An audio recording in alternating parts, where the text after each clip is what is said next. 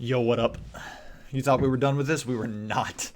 I know I ain't uploaded nothing in a while, and it's all been Metroid Dread before that, but that does not mean I have not been doing this.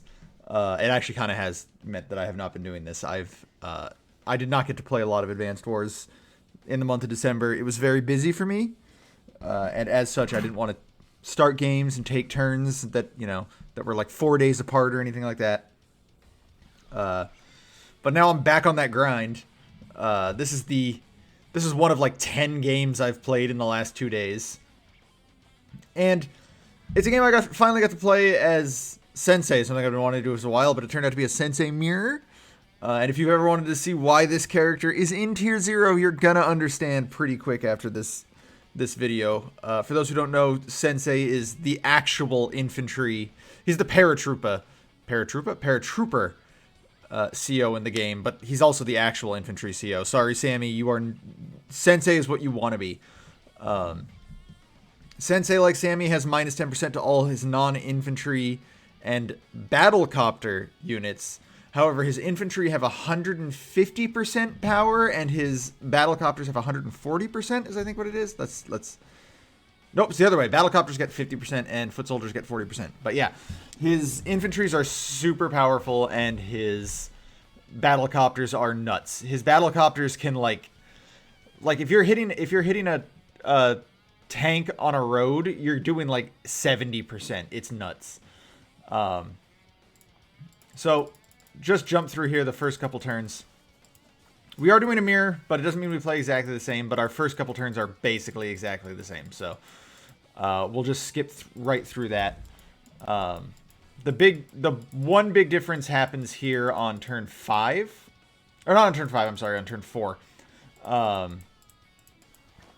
So I move this infantry off this city up towards mid.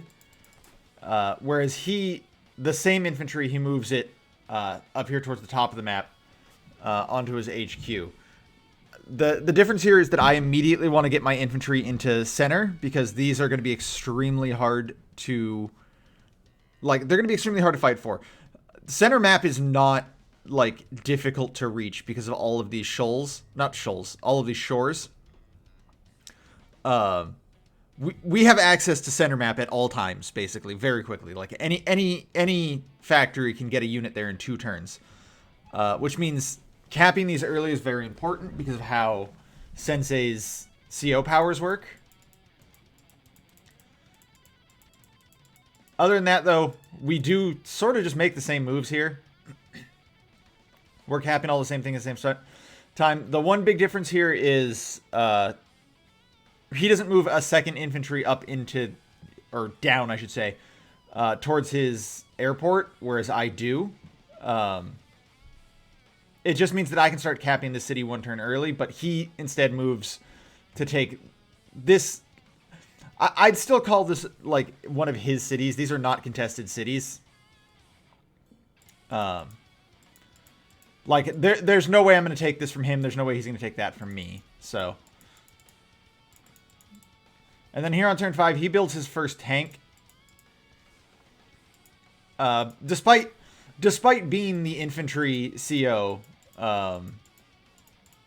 despite being the battlecopter and infantry CO, tanks are still very, very important in this particular matchup, the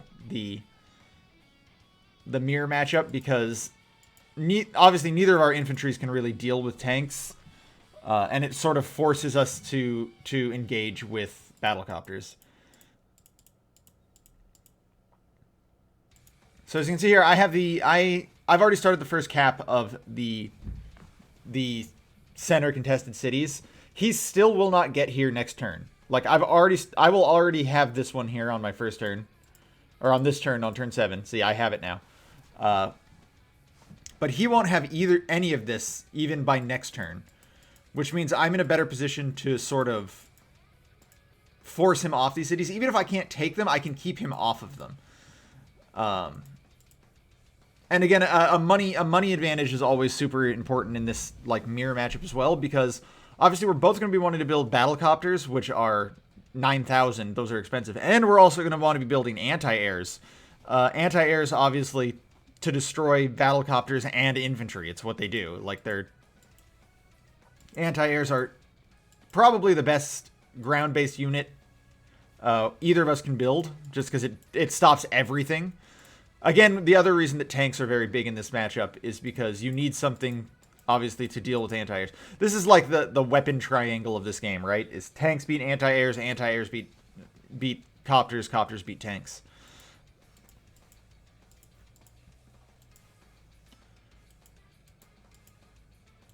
So, he's already built his first anti-air, but I actually haven't.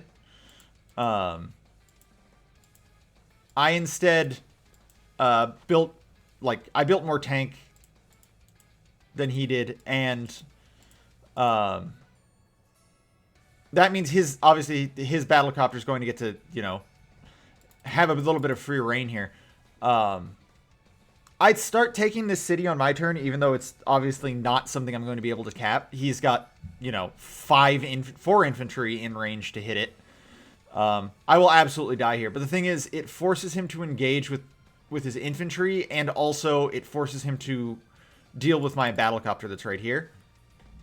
I do a lot of positioning with my battlecopters to sort of force him to move his units in specific ways, or move his anti-airs away from, like, my larger amounts of infantry, because obviously we're in a lot of infantry versus infantry battles, and I can't have an anti-air just one-shotting an infantry and taking it out. But look at that. His battlecopter just killed an 8 HP tank. That's nuts. And then, obviously, look at these. Look at these damage rolls. This is a 0 defense infantry, just took 8 damage. This is a 2 defense infantry, just took 6. So first striking, obviously, is another hugely important thing in this matchup. Like, who gets the first strikes and such like that. So he does kill my infantry here, and then he moves his anti-air up just to sort of, obviously, to cover my battlecopter. I make what's going to seem like a terrible decision, but I swear by it. I swear this is a good decision here. So I've started capping the second contested city here. He still only has 1, and I've kept him off the other one. So I'm not going to be able to stop him from taking this one, but I can sort of force these 3 to all be mine, which will give me, obviously, a somewhat large fund advantage. But more importantly, it'll give me a massive sort of bonus when the CO powers start coming into effect. Look at that. Look at that. Like, that was an 8 HP. Yeah, an 8 HP infantry just took 6 HP. Like, our infantries are so strong. So I move this battlecopter up here. That is going to force him to stop capping this city and instead move this anti-air onto it, and kill my battlecopter, which might seem insane, but it's definitely still worth it. Each city that he doesn't own constitutes 1 free unit he doesn't get. Now this is kind of a mistake on his part. He's got CO power. He definitely should have popped it before moving in for that attack, but so bam, he pops his CO power. 9 HP infantry on each city he controls. Actionable too, so they can move right away. Again, this is the big reason why it's important for me to have these center cities. He won't be able to, like, not only will it be in income advantage, but I will have 3 extra units if I can take these 3. I will have 3 extra units just ready to move every time I use my CO power. And Sensei CO power is extremely cheap. Look at that, 18,000 for the first one. He does make the right decision here. He moves to protect his anti-air.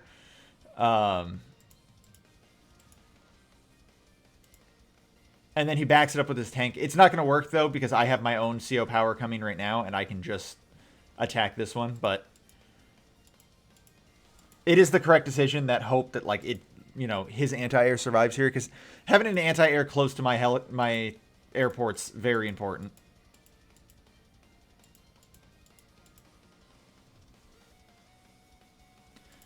So now it's my turn. I don't immediately pop CO power, which I should have, because I thought I would get this kill here. I've just, like, one of the things that I try and do on a turn that I'm going to use my CO power is I try and take any guaranteed kills I have beforehand. Because if I do that, I build up extra CO power before I actually pop it. Because once you're in CO power, you don't build any CO power. So,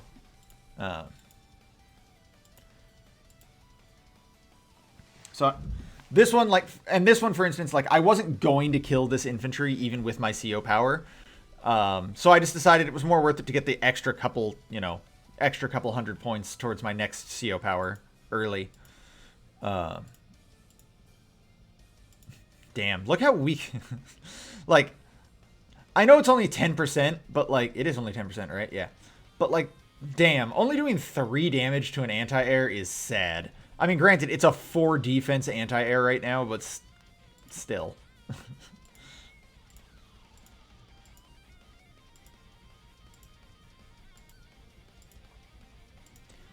So now it's just, let's deal all the damage we can. Let's wipe out as many of his units as we can. You'll see this very frequently, like, in Sensei matchups, is extremely high numbers of units. Obviously, they're almost all infantry, but an infantry wall is always good, especially one you get for free.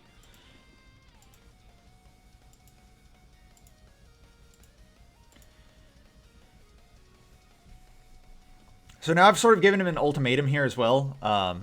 He can either attack this 5 HP infantry and kill it, and then sacrifice his infantry doing so because of this, like, obviously this huge army I have here, and give me this city, or he can attack this one and interrupt this and give me this city. This city. It doesn't really matter either way. Like, it's still advantage for me, but this will be the first time I take an income advantage, which will be nice. Not sure I agree with this. Like, he didn't even kill this infantry. Like, I get it. He wants this free attack on this tank, but you know, a 90 power tank versus a 120 defense tank, it didn't do that much damage, and I'm still going to be able to deal more damage to the anti-air. That was the right choice there, though, attacking with the infantry. Sensei's infantry can actually deal some serious damage to, like, vehicles, which is insane. Especially a mech. If I can show this off real quick, I'm just going to calc this just to show it. I got to turn off CO power before I do this, but look at that. Look at that mech versus tank. 50 to 60. Like, that's nuts. And then obviously if I had CO power, it's a little bit stronger. If I remember correctly, his CO power actually doesn't increase his attack of anything other than his battle copters. Let me look that up real quick. I think that's true. Yeah, this only increases copter attack. But still, like, these mechs are extremely dangerous to vehicles, especially lighter vehicles. This was an odd choice here, moving his battlecopter up. Like, when I saw it, I'm like, okay, so his plan is probably to move this infantry up here. But it's like, I will 100% give up this city capture to destroy that helicopter, because I'm still at an advantage towards taking it. But then he doesn't even do that. Like, he just protects his city, which is like, okay, well, now I have a guaranteed capture on this city. So this was a big mistake on his part. So this starts the funding advantage I get in this game.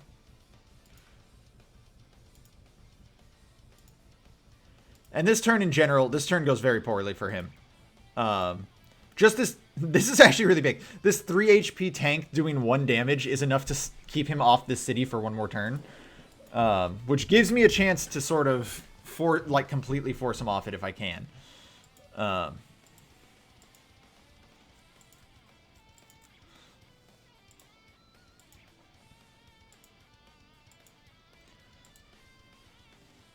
So what was once, multiple, both of us had over 30 units. They die very, like, this is the thing, because both of our infantries are so strong, and they're going to be just right in front of each other this whole game. First attacks are mostly going to kill, like, it's going to almost kill off most of them, so. And this is honestly where it gets very, very bad for my opponent. So, and this is why it was so important that I built that extra CO power charge before I used my last CO power. I now am ready to use CO power again before he gets a chance to use his. So because of that, I just get a bunch of actionable units again, and now I've completely wiped out all of his, like, his infantry here are gone. He's got this 6 HP one, this 9 HP one, and he's about to have another 9 HP one here. But I have an entire, like, army already over here. One of the things I'm not doing that you can do as Sensei as well is you can join all of these 9 HP units and gain like a bunch of, not a bunch, but a good amount. You like on a map like this, it'd be about 5,000 or 6,000 extra income, while still obviously having a bunch of units. Like I joined those ones there because they didn't really have anything else to do. But yeah, so now I am 18 units ahead of him. And even though he is about to pop his own CO power, and he's going to get about 12, what is it, like, because he's got 3 bases, the HQ, and the 3 HQ ports. So yeah, he's got 11 units he's about to get for free. I did end up putting that low HP infantry on the city just to sort of force him to engage with it in case he wanted the free unit out of there. But you'll note after last turn, like the way I have all my units set up, I'm gonna take this city too. Like he can't kill this and like he can't kill both of these and still get here. So he also starts making the move towards this this island of essentially free cities. It's just you kind of have to get to it. I do it slightly different than he does. I do end up moving towards them eventually, but I didn't think they were super necessary, especially since I already had the income advantage.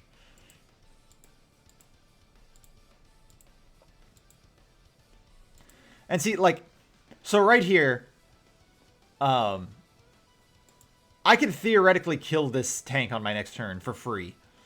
Like, this is now where he's at a big disadvantage, because he needs anti-airs to start dealing with these copters that I have up here. And this, like, I'm doing this on purpose. I'm going to be spamming copters up this direction to sort of force him to move anti-airs up there, but also to force him to buy anti-airs, because anti-airs obviously are a large chunk of his income. He can only afford an anti-air and 1 battlecopter and nothing else with his current 1,700 daily income.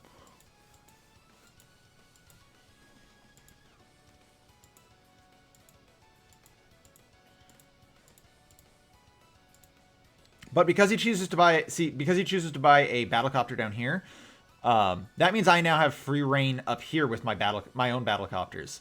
But I already have an anti-air, like I have an anti-air here on the battlefield and an anti-air here, which is obviously being threatened by the 2 tanks, but that's not a big deal. He only has 1 in range currently, and it has to get through all of my infantries anyway.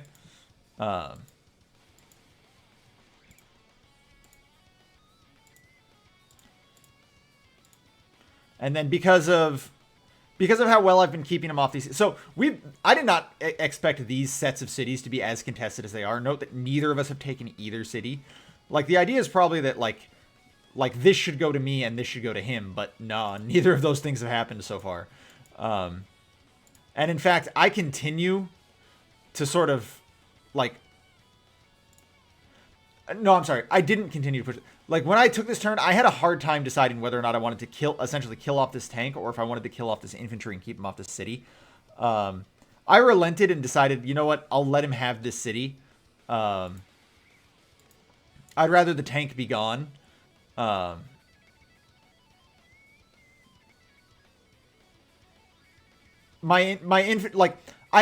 thing is, I didn't want these tanks moving down, basically, is the big thing. Like, he can sort of just wall me with these infantry for a minute and sort of give himself time to get an anti-air moved up. Like I won't be able to move I wouldn't be able to move my battle copters through this, right? So I decided it was more useful to just kill off the tank, and not let him engage with my infantry, not let him move down and sort of attack these infantry here.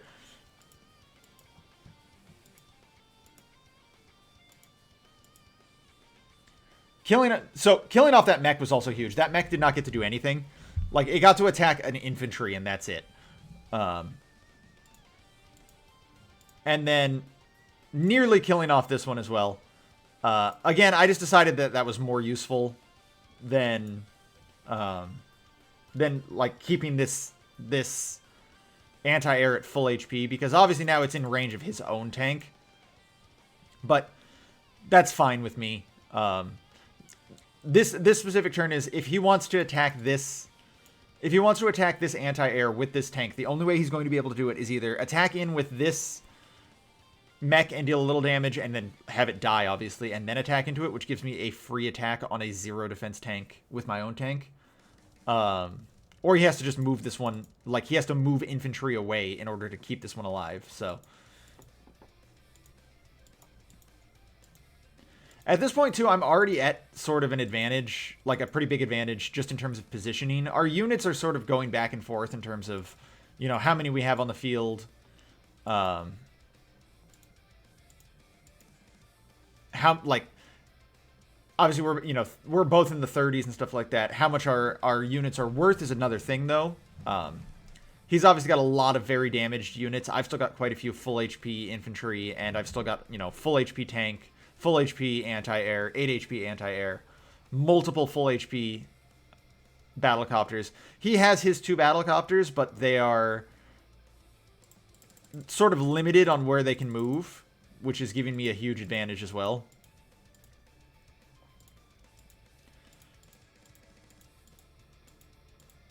So then here comes the exact opposite of, like, what I did compared to what he did. So obviously he took this chance to kill off all my weakened units the same way I had been doing the same to him. Interesting, though, he didn't attack this anti-air, which is probably a mistake on his part.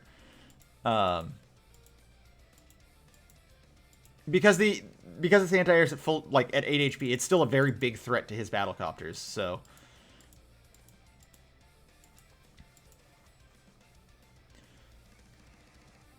And then, in the same way he just did that, I'm going to do something. Interestingly, this is weird. So, if we can move through turns here, he has this city capped. He forgot to cap this city.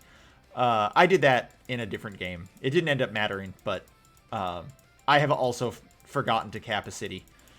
But look, we go through his turn, never capped it, which is interesting too, because like he moved all these units up here. I don't understand why he would not cap it. At least for the extra income for like one turn, because obviously I'm threatening another infantry over here as well. So like, but I don't know. That was very odd to me.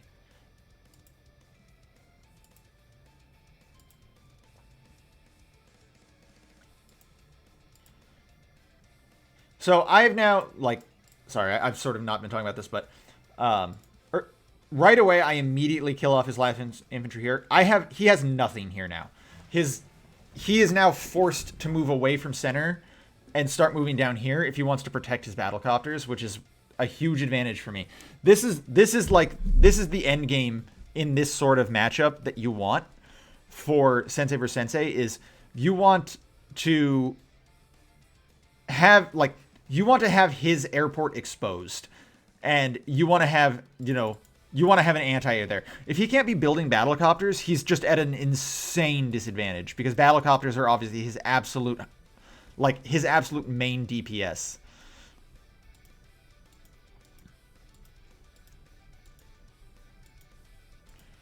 I moved this battlecopter down just to sort of threaten his tanks that are down here as well. And then I moved to just, like, I weaken everything here that I can. I was trying to build CO power on this turn, but if I remember correctly, it doesn't end up happening. Yeah, because I needed Yeah, I needed about 2,000 more, and I just did not have access to anything I could hit for that much damage. The one thing I might have been able to do was attack this copter, um, and deal, like, if I could deal like 1 or 2 points of damage combined with like throwing away 2 infantry, I might have been able to do it, but I think I decided not to. Um,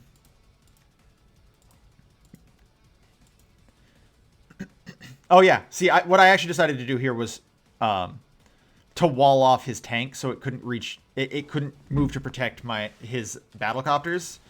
And then even if he moves his battlecopter up, like, he's not going to be safe from my anti-airs. That was the decision I made there.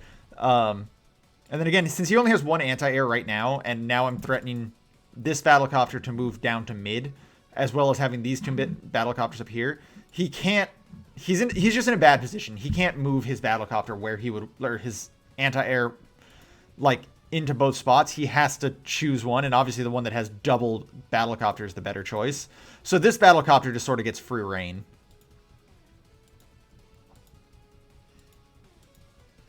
And then he chooses just to stop this capture, which I was never actually, like, I was never actually attempting to capture this city. I was just doing that as sort of a way to force him to interact here, like force him to move units to deal with it. And then because he hadn't actually killed it, he actually doesn't get an infantry there, which is good for me. Like, see, he should have done, like, if he was going to do this anyway, he should have done that beforehand and gotten the free unit, because then he could have killed this one as well.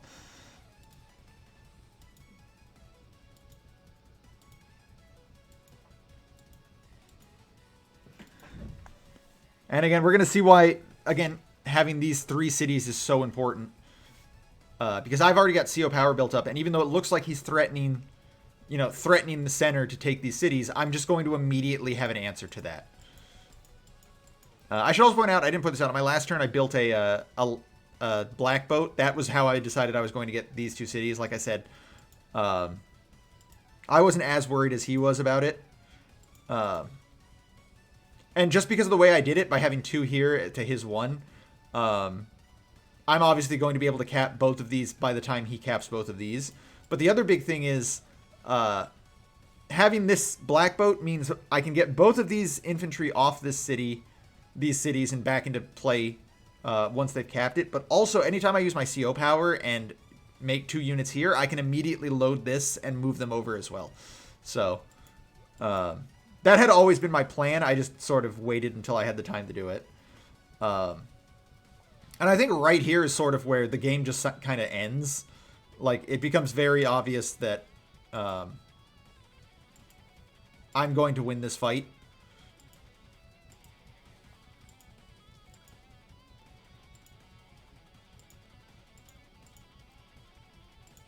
So, there goes his battlecopter there. I actually chose not to attack this battlecopter. I decided it was more important to, one, remove all of his infantry here, but also to keep both my anti-airs in range of his airport.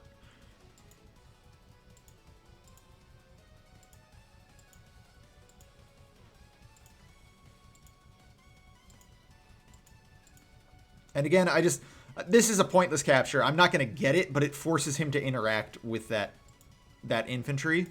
And especially because of how his units are here, he can't kill it with just, like, because only 1 infantry can attack it. So if he wants to actually completely kill this infantry, he's going to have to use one of his vehicles.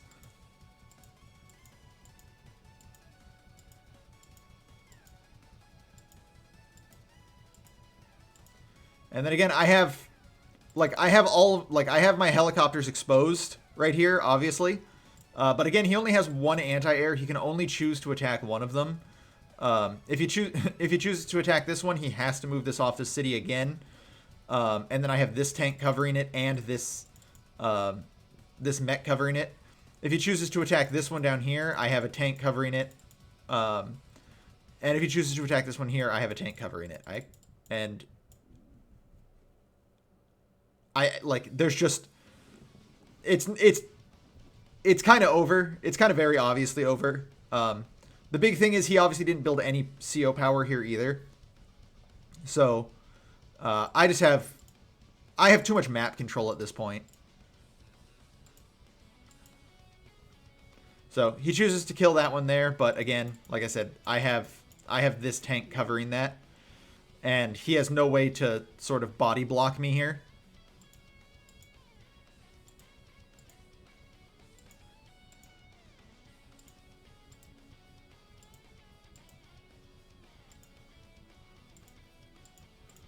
So there's the tank that had to attack that infantry.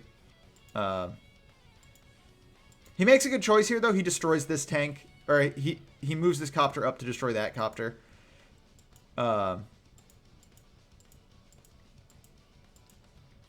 This is I don't know about this decision. He gets a little bit of damage on my anti-air, but throws away an entire copter for it.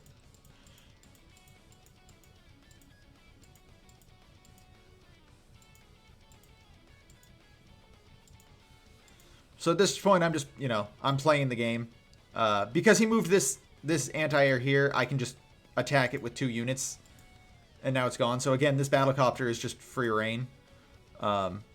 We also see that the income has really started to swing my way. I've taken this city, which even if he had it, which would have been useful to him, mind you, he would have had a couple extra turns of 1,000. I was always going to get this. But I've also taken the one down here, so I'm at a 3,000 advantage on him right now in terms of income. And then I just start capping this one as well because he's not going to be able to stop me from taking it.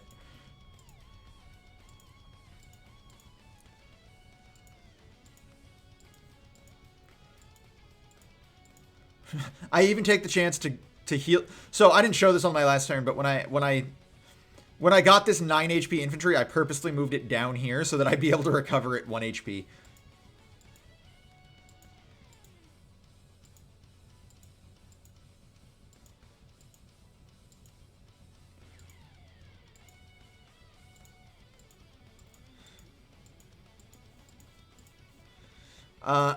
I made a mistake building this anti-air here.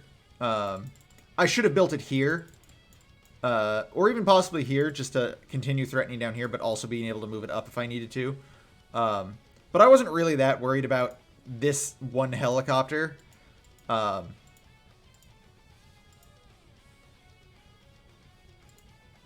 So, one of the things when playing Advanced Wars, like, when an opponent builds just one single, like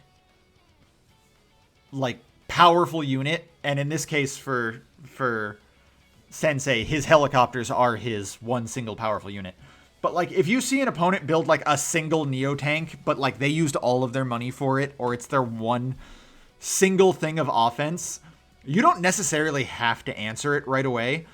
A single Neo tank is obviously very dangerous. It can KO like a full HP tank at like 9 HP, right? Not a full HP. All right, sorry, not 9 HP. A full HP tank at like 1 defense if it has a comm tower.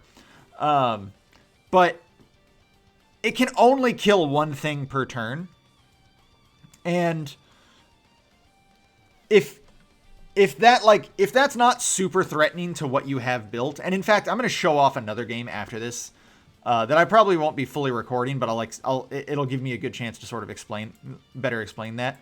Like, it's not something that has to be answered right away, basically. So he just moves in, and then he just sort of forfeits here. This kind of makes sense. He's too far behind, and he's about to be even further behind on income. Because, like I said, I'm about to take this city. And he can't really stop it. And more importantly, I just have way too much of a battle force up here. And also, I'm really pushing up on his HQ.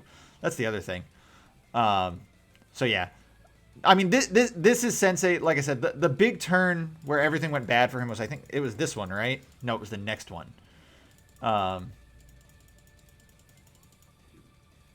So I get my power. He gets his power here. And then this is where it goes very bad for him. because I get my power, but then on my like next turn I get my power again, and that's really where it flipped for him, because I put so much of a presence on the board so quickly, and he couldn't answer it as well as he'd want to. CO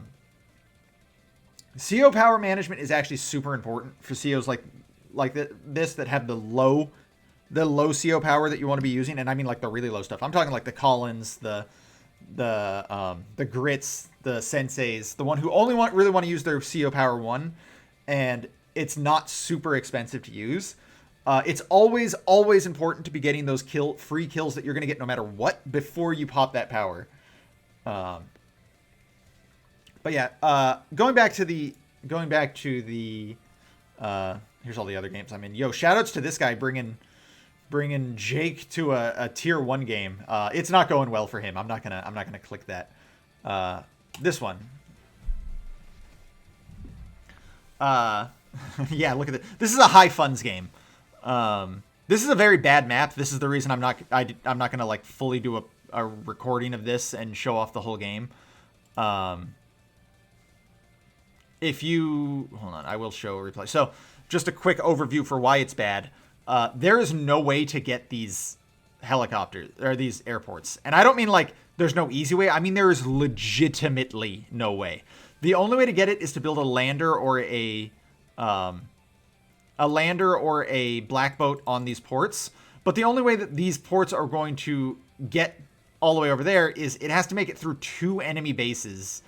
Like on a high funds map where there's going to be very powerful units, it's not going to happen. Literally, they can just clog right here and you'll never get to it. And because there's literally no way to get an airport, like Grit is way too strong on this map.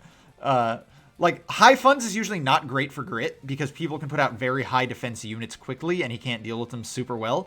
But this port can literally just shit out battleships and nothing can deal with that. Especially with Grit. So he'll have 7 range on these ultra powerful units that literally cannot be interacted with at all. Like his opponents won't be able to do anything with that because they can't even put a ranged unit in range to deal with them because he has more range. Anyway, I'm going to skip forward a bit. Where was it? Yeah, shoutouts to this very early rocket I built here. It should be, this is another reason this map is not good. Grit can sit a rocket right here and it can hit this base, or this factory, which holy shit, that's dumb. So we just do regular Grit things, but, so see, he builds, sorry, here it is. Where is it? Here it is. He builds this mega tank very early on. This is turn 9 mega tank, which was probably a mistake on his part, but, I've been doing just regular Grit things, you know, building a ton of artillery and infantry and nothing else. I built a Neo tank because I sort of had to. I had to push him back on this part of the map, because he was getting too much. He was getting too powerful towards. Like I don't care about losing the city that I'm about to lose here, especially since I'm flipping a city here, in this current position. But I don't like that he's got like multiple high power units over here. So, I just sort of had to move him away there. But so he builds this mega tank right here, and I'm not going to answer it with my own mega tank or anything like that. In fact, I don't build anything like to attack it really at all. Grit's 1 comm tower artilleries only do like 20% to this mega tank. But the thing is, at best, especially with how I'm built right here, at best, he can kill 1 unit with this mega tank, and then that's it. Like, I don't have to answer this mega tank. And interestingly, he doesn't even bother to do it, and he just builds another mega tank. And again, like, we just skipped my turn. I have CO power right here. This is another instance of where I'm hitting things before using my... Yo, what just happened? Why did the music end? Yo. Oh, I went through the whole album. That's why the music ended. We're gonna not let that happen again. But yeah, so like this was another instance of me. You'll see it here. I attacked, and even though it got me very little CO power, I still made sure to kill everything I could kill without using my CO power before I used it. And then, hey, look, he's got a 1 HP Mega Tank now. Like, I don't have to care about that Mega Tank anymore.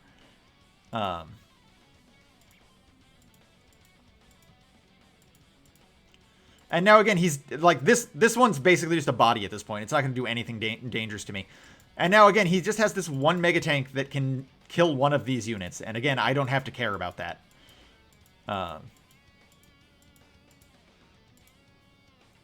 Meanwhile, over here where he has a lot of units, I actually very much do have to deal with that. Now, his big mistake, and he makes this mistake multiple times, his big mistake is, look at that. Still did 2 damage to an artillery though. Like,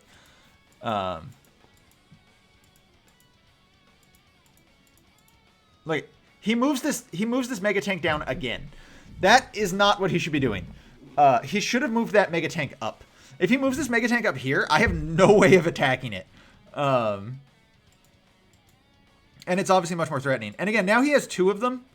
And again, I'm not really going to be able to, like, I'm not going to be able to deal with both, but I don't have to deal with both. 1 Mega Tank is not that threatening because it can only attack one thing. Mega Tanks are not good. I just want to throw this out here. Mega Tanks are really not good. They have a high defense, which obviously is very useful. And in like a really weird sort of like map like this where there are no air units and it's just sort of like you're fighting tank versus tank, they can be okay because obviously they match up well against Neo tanks, which is probably the better unit to be building when you have access to high funds. Not like on a high fund map, I mean, like actual, like just you have like 30 grand or something a turn from it being endgame or whatever. But Mega Tanks are not good. They can kill any unit they attack, and but they can only attack one unit. And that same thing is true for Neo Tanks. Like, Neo Tanks will kill most of what they attack. Even Grit's shitty 90% with a comm tower Neo Tanks will be able to kill, like, most... Like, they'll be able to kill regular tanks, light vehicles. They'll be able to chunk a mid-tank and stuff like that. So it's like... There's just... They have better movement. There's just no good reason to be building these mega tanks.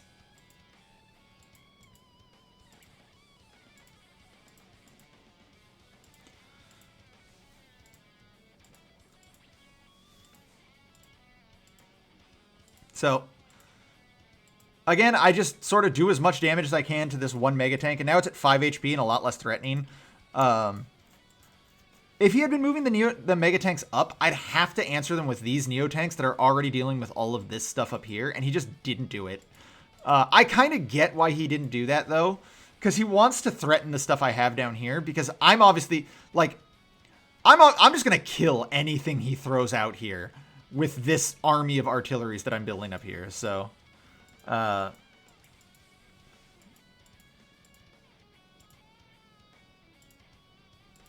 There it is. He finally does it. He makes the right choice.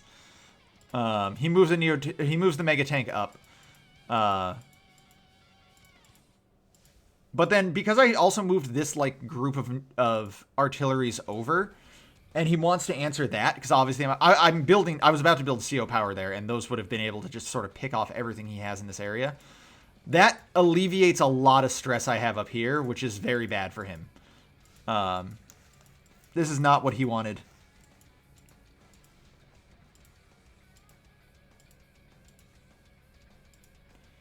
So again, that was another instance of me not...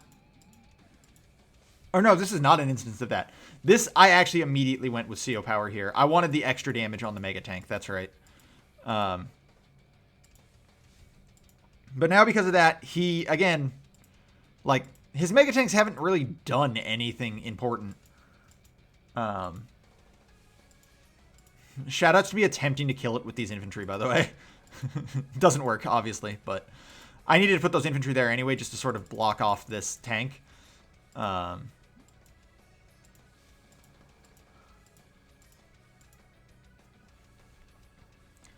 now he is, like, I'm positioned to kill anything he plays out of this factory, and he can't really do anything with it. By the way, I didn't talk about this, but I built double recons earlier. That was just to... I don't know why I'm pretending like this is a regular match. I'm basically just showing off the mega tank stuff. None of this other stuff matters. But here, like... So, he builds yet another mega tank. What happened to the other one? What happened to this one? Did I kill that? No, I didn't. So where did it go?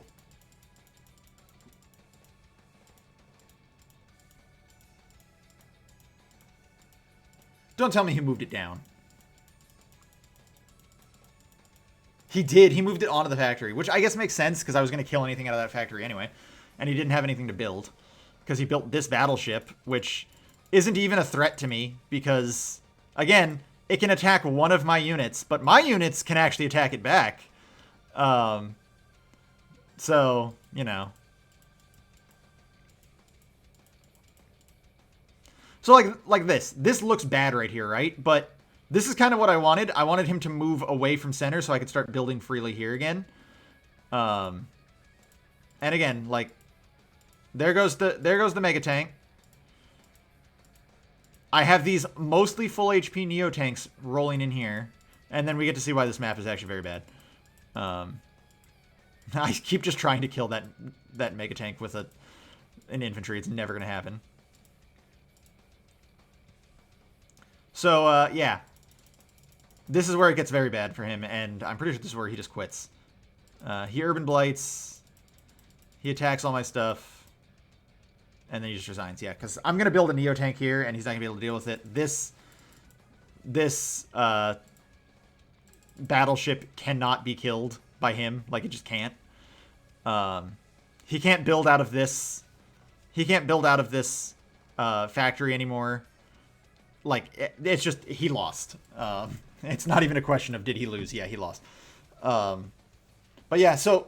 The reason all of this happened, the reason like this went as poorly for him as it did, despite the fact that he had a very good, like he could have won, is because of just his need to spam the mega tanks here and his weird decision to move them down.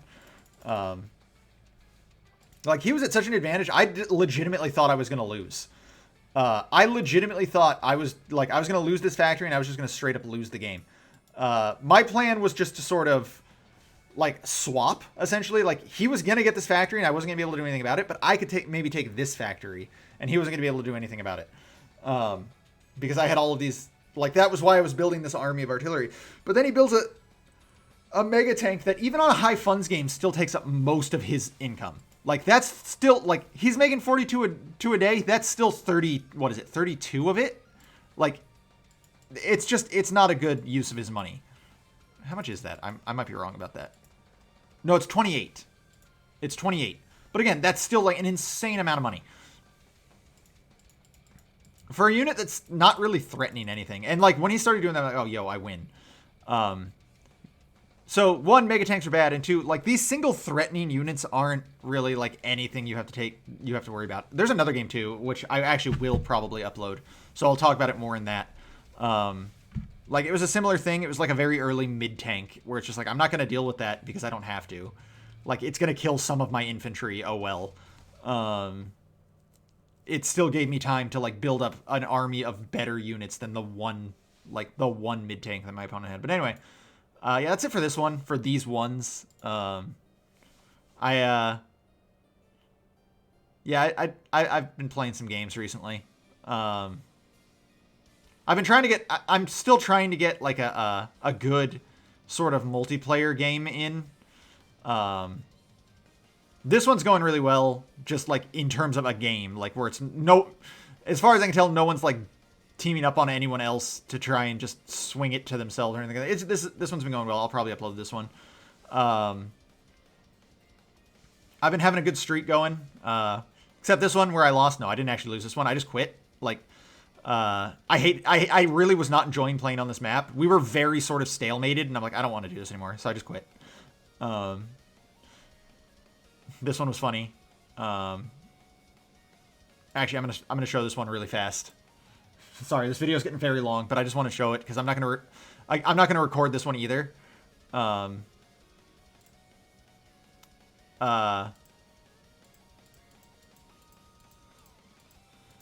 My opponent got very far behind, and I don't know how. And I think it's just because he built these 2 early recons. That's the only thing I can think of. But I built 2 early tanks, so I don't know.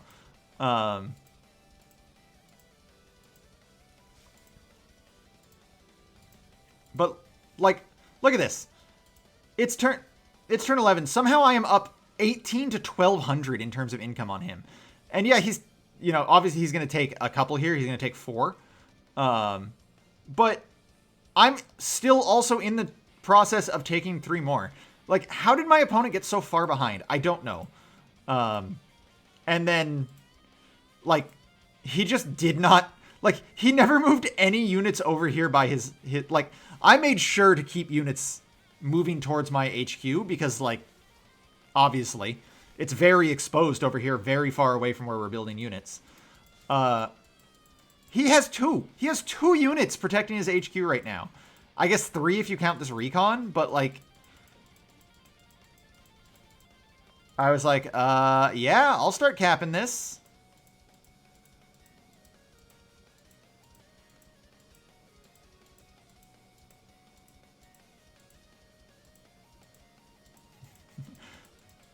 Like, yeah, that was a protect your fucking city kind of moment right there. And then now he's moving all his units, but it doesn't matter at this point. Like, I have too many things. I'm just gonna, yeah, it's just you can't possibly make it through here. I even popped my CO power just so he couldn't get through me. And then yeah, he just surrenders. Protect your fucking HQs, guys. I don't have it anymore because it was from like 2 weeks ago. There was a game I played of no CO power where I won with a single kill. I killed 1 unit my opponent had, and that was it.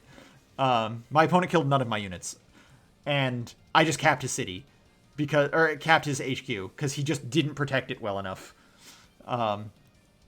I had a unit that was within 3 spaces of it on my turn, and he didn't have any infantry that were within 3 spaces of it on his turn, and none of his vehicles were anywhere near it either. So I was like, okay, I'm just gonna cap it. I win. Like, come on, guys, protect your HQs. Anyway, that's it for this one, guys. Until the next one, which actually probably won't be Advanced Wars. I'm gonna actually go do probably not even Metroid Dread again. It's probably I'm finally gonna start recording freaking Lost Kingdoms again. But anyway, until then, guys, thanks for watching. This has been Pink Reaper signing out.